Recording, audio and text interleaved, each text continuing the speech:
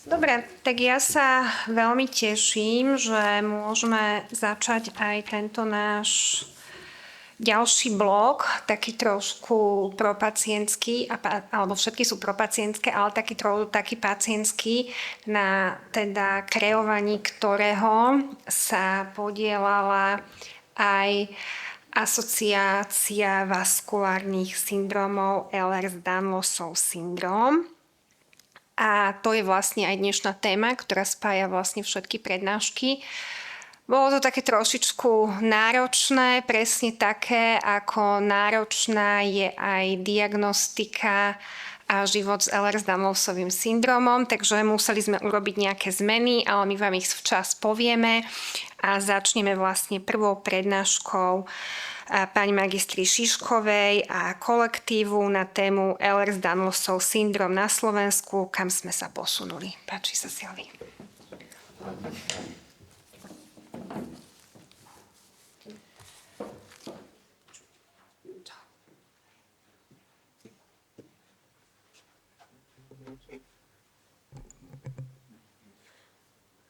Vážené dámy, vážení páni, ja som veľmi dlho rozmýšľala, čo dnes poviem na úvod. A v podstate mi rezonovala stále len jedna myšlienka. A tá myšlienka bola, že dnes sa mi tu plní taký malý sen. A spolu s tým môjim snom sa plní aj sen našich pacientov s Ehlers-Danlosovým syndromom na Slovensku. Takže ja by som len chcela povedať, že ja cítim úprimnú vďaku a poctu za to, že tu dnes môžem byť už po 3. rok a že ste všetci prijali pozvanie, ktorých som teda aj pozvala a ktorí tu s nami teda sú. Takže naozaj ďakujem, ja som úprimne dojatá, že toto sa vôbec môže uskutočňovať. A ja by som vám dnes rada odprezentovala v podstate to, že kam sme sa za tie 3 roky posunuli a urobím to v takých 2 častiach. Prvá časť bude, kam sme sa posunuli celosvetovo a kam sme sa posunuli na Slovensku. Len pre také veľmi rýchle zopakovanie, dneska nepôjdem do detailov, lebo dneska vám chcem povedať niečo iné, hlavne tie updaty, ale teda EDS syndrom patrí do takej veľkej v podstate podskupiny syndromov symptomatickej kĺbovej hypermobility, kde okrem EDS 14 typov patrí aj hypermobilné spektrum, Marfanov syndrom, Loisel-Dietzel syndrom, Sticklerov syndrom, osteogenesis imperfecta, cutis laxa a to sú to všetko vlastne ochorenia, dedičné ochorenia spojivového tkaniva. A je dôležité povedať, ale len tak veľmi v skratke opäť, že EDS je multisystemické ochorenie. Môžu byť ovplyvnené, a teda aj sú ovplyvnené viaceré orgánové systémy a tí pacienti, je to ochorenie spektra, čiže tí pacienti sa na tom spektre naozaj nachádzajú úplne roztrúsení. Niektorí môžu byť na tom konci, kde, dajme tomu, majú len nejaké chronické rinitídy celý život a ani sa nemusia dozvedieť, že majú nejaké ochorenie spojivového tkaniva, pretože ich to vôbec neovplyvňuje, až po tých, ktorí majú závažné komorbidity, umierajú nám skoro, alebo teda tá kvalita života je naozaj veľmi, veľmi nízka. A tuto na tomto obrázku vidíte, ja teraz cez to nepôjdem, ale vidíte teda, čo všetko tam môže byť naozaj ovplyvnené. V súčasnej dobe máme z roku 2017 z poslednej klasifikácie klasifikovaných 14 typov. Z toho všetkých 13 typov, alebo teda 13 typov má definovanú svoju genetickú podstatu, okrem jedného, hypermobilného, ktorý práve je ten, ktorý je najprevalentnejší. Predpokladá sa prevalencia až 1 z 500 vo všeobecnej populácii, takže v podstate v budúcnosti sa asi dopracujeme tam, že to zriedkavé ochorenie nie je, ale ja napriek tomu dúfam, že aj tak budeme stále mať miesto na tejto konferencii. A teda predpokladá sa u toho hypermobilného Ehlers-Danlosa aj polygénny, aj multifaktoriálny charakter. Toto sú tie kritériá vlastne z roku 2017, tej medzinárodnej klasifikácie, ktorý už viacerí poznáte. A teraz teda otázka, že čo je nové? Čiže kam sme sa posunuli na svete? Stojíme v podstate teraz na takej veľkej križovatke, pretože tento projekt Cesta k 2026 je vlastne iniciatíva medzinárodného konzorcia, ktoré vedie Ehlers-Danlos Society a jeho cieľom je kompletný update klasifikácie, kompletný update diagnostických kritérií a taktiež klinických guidelinov k jednotlivým komorbiditám. A ako k tomu príde? Príde k tomu v podstate prostredníctvom viacerých subprojektov alebo subvýskumných projektov, čiže je tam ktoré v podstate už teraz prebiehajú, čiže je tam medzi nimi HDS a HSD Criteria Review Study, čiže reviewujú sa vlastne tie kritériá, reviewuje sa vlastne celá literatúra, ktorá bola publikovaná ohľadom všetkých komorbidít od toho roku 2017. Máme Delphi štúdiu, ktorá skúma, čo vlastne ten Ehlers-Danlos syndrom je, čiže ako ho definujeme. Máme testovacie modely prostredníctvom DICE globálneho registra a v neposlednom rade aj HED štúdia, najpopulárnejšia, ktorá je v podstate prvá celopopulačná, respektíve celosvetová štúdia, ktorá sekvenuje DNA 1000 pacientov na úrovni celého genómu z celého sveta. A samozrejme prebiehajú aj ďalšie štúdie biomarkerov v genetike, v epigenetike, proteomike a metabolomike. A tento model, ktorý tu vidíte, tak sa teraz v posledných rokoch stáva takým veľmi populárnym, najmä v našej EDS komunite, ale myslím si, že aj v ostatných komunitách, kde z pacienta sa stáva vedec alebo nejaký odborník, špecialista, alebo aj naopak vedec alebo lekár zisťuje, že je pacient. A práve tento model výrazne dokáže akcelerovať aj to pochopenie toho ochorenia a na druhej strane aj zlepšovať aj dostupnosť, aj kvalitu tej zdravotnej starostlivosti. A u nás je také zaujímavé, že až 25% toho konzorcia, ktoré vlastne pracuje na tej novej klasifikácii, má tzv. Lived experience, čiže sami žijú s tým Ehlers-Danlosovým syndromom. A tie hlavné otázky, ktoré by teda táto cesta k 2026 mala odpovedať, sú napríklad, sú HDS a HSD rovnaké? Keď hovorím HSD, tak vlastne myslím u nás hypermobilný syndrom. Malo by byť HDS premenované, ostane HDS v celej veľkej skupine spolu s ostatnými EDS typmi, ako sa budú volať tie ostatné typy, čo sa stane, keď nájdeme biomarkery. Mali by komorbidity byť zahrnuté v diagnostických kritériách hypermobilného syndromu, ktoré typy nám zostanú a ktoré pôjdu preč. Je Baytonové skóre dostatočné? A kopu ďalších malých otázok, ktoré vlastne budú mať dopad na celú túto našu spoločnú komunitu.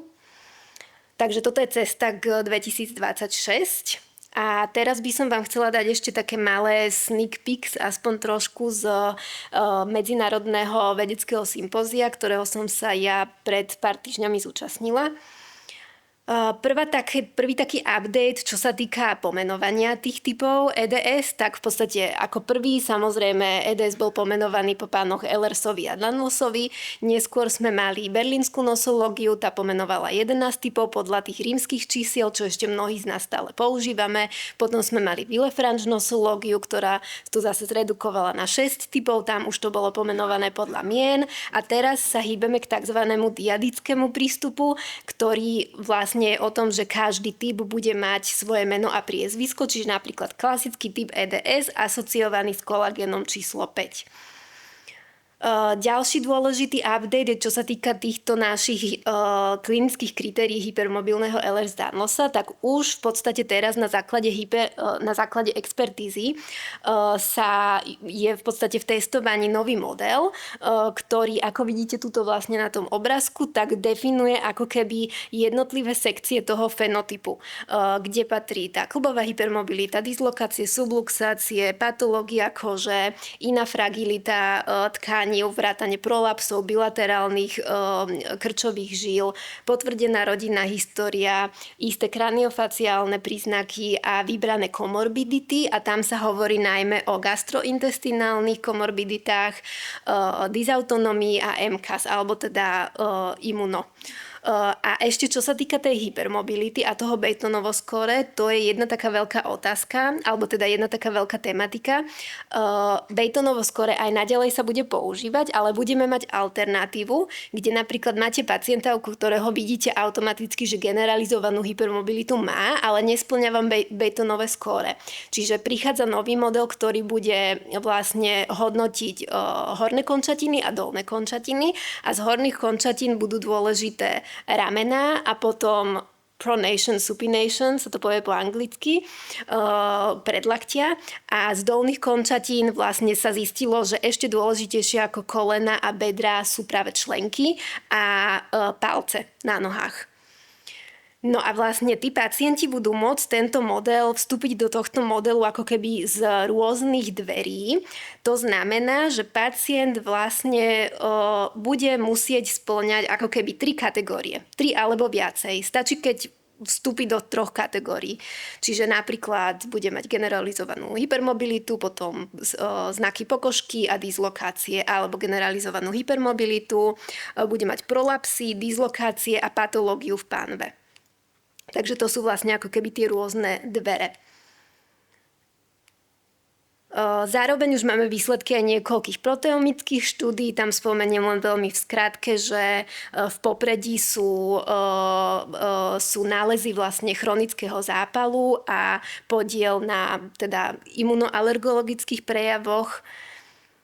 No a v podstate, čo vieme už teraz povedať, kam to smeruje, tak HEDS a HSD sú v podstate spektrum v rámci jednej multisystemického ochorenia.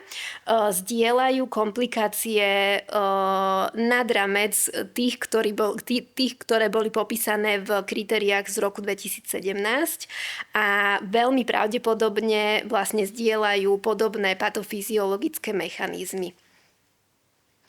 A veľmi krátko ešte k tej slávnej HED štúdii, čiže je to teda štúdia, ktorá sekvenuje celý genóm 1000 ľudí. Mimochodom to sekvenovanie bolo robené na Broad Institute of MIT and Harvard, čo je vlastne jedno z najznámejších genomických centier na svete.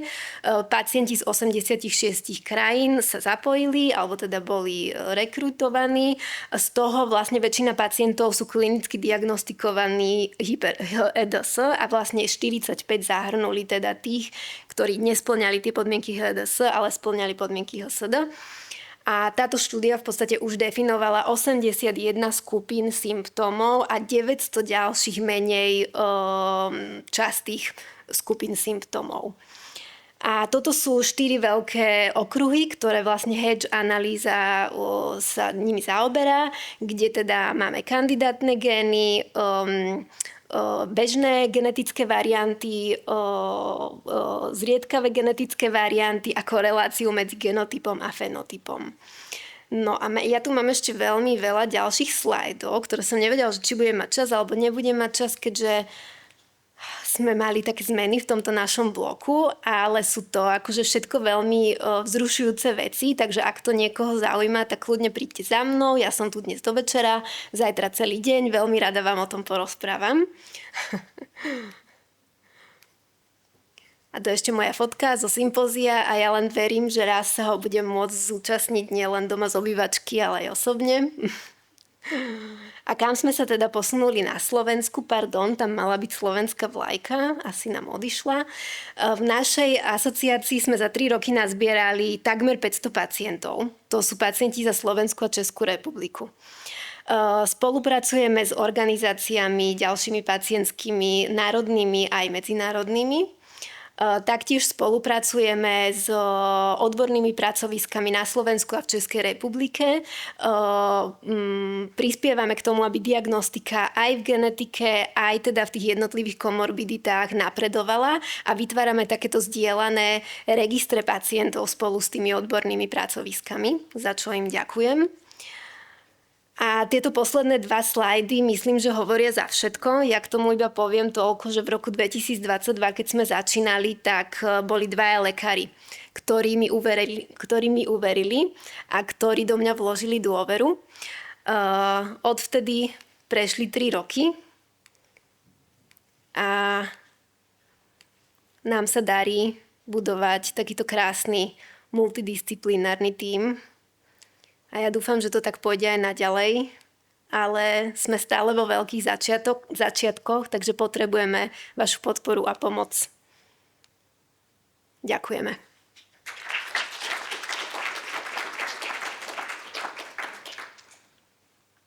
Ďakujeme Silvi za krásnu prednášku.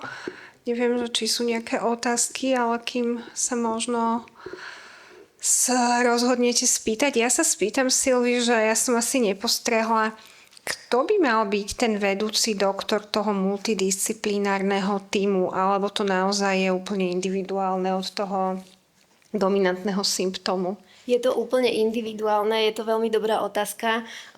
Ani na svete v podstate to nie je zatiaľ definované, akože bolo to trošku také, že reumatológovia by sa tým mali zaoberať, ale nie všetci pacienti ani zďaleka nemajú tie muskuloskeletálne prejavy.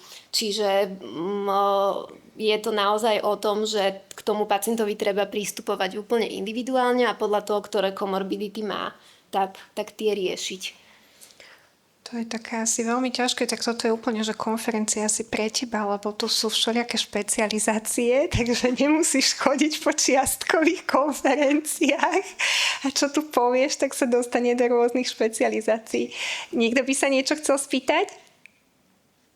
Tak ak nie, tak posunieme sa ďalej a poprosím pána doktora Vinceho, aby nám predniesol svoju prednášku o abdominopelvických vaskulárnych kompresívnych syndromoch u pacientov s Ehlers-Danlosovým syndromom a prehliadané súvislosti v tejto oblasti. Nech sa páči.